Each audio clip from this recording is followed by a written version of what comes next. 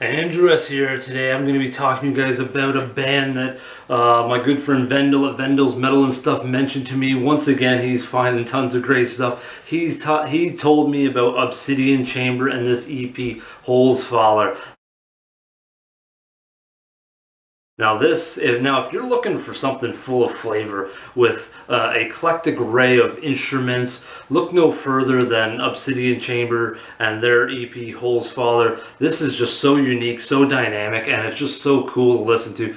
I know I say that sometimes that a band's unique and full of a lot of depth, but this is just out there and really cool, and it's only 4 tracks, so who knows what they can do when they broaden and start to build up to like a full album. At least, you know, right now they do have full albums in the past, but I'm just, you know, talking about this sound that I picked up on this EP. Now this opens up with Winter Realm. Now this bestows such prestige with grand vocals, dynamic orchestrations, creating just a majestic atmosphere. I love the riff work in here. Oh man, that's so powerful and so tight and unique. And the vocals and how like these things combined are immediately hooky, immediately grabbing the listener, really grab me. And I really like the subtle, bizarre sort of twist to Marcus Schlogel's vocals is wild. His vocal work is really unique, and it reminds me a lot of Till Lindemann from Rammstein, which gives himself an entire instrumentation of his own, something entirely to listen to that separates itself from the music, and that is rare. That's like a Rob Halford, Ronnie James Dio, Bruce Dickinson type of thing, and I think he has that vocal work that is capable of, you know, being here on its own, and then, you know, everything else sort of comes in as well. But yeah, really cool vocal work. Now we're going to move on to, though, I should move on to the next track, the title track, Holzphaller. Now this one has so many catchy parts to it, from Marcus Schlogel's vocals. Like I said, he can conduct something entirely on his own, separate from everything. Hooky riff work with drums to match. The accordion and the backdrop, I felt, really truly create a rare type of vibrancy on their own. Something that is very rare. Something I haven't quite heard before. Like I said, there's a lot of unique elements to this EP, and the final hook for me comes from the ending,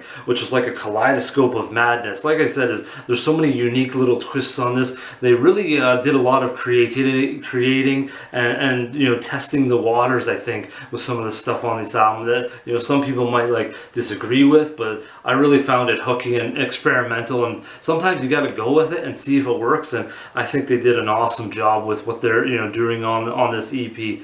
The next track is Engelmacher. This atmosphere is very commanding with these guitars, along with the orchestrations, are very dominating, very large feel to them, I felt, and the certain orchestral notes sustain this panic and uneasiness in there, which I thought was a little bit of a unique little flare of emotion that was within this track. And Marcus Schlogel's vocals play a very devious role within that sort of uneasiness and that panicking. And I love Marcus's range. He can capture so many melodies and moods. Like I said, he's really stands out on his own, and the despair within his vocals in the last minute, really with the musical disharmony, is just so captivating. This ending is really it's something that really stood out on this EP, and when I first listened to it, it really grabbed me right off the bat, and I was like, this is something I need to mention in this video, is talk about, you know, this last minute between the vocals and the disharmony, and what they sort of grabbed,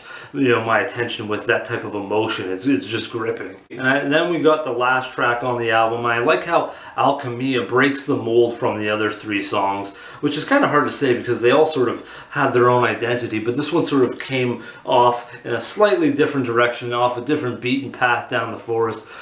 This one was more vicious, intense, fast, assaulting, grinding riffs, blitzing drums, and beastly vocals by Michael Frick.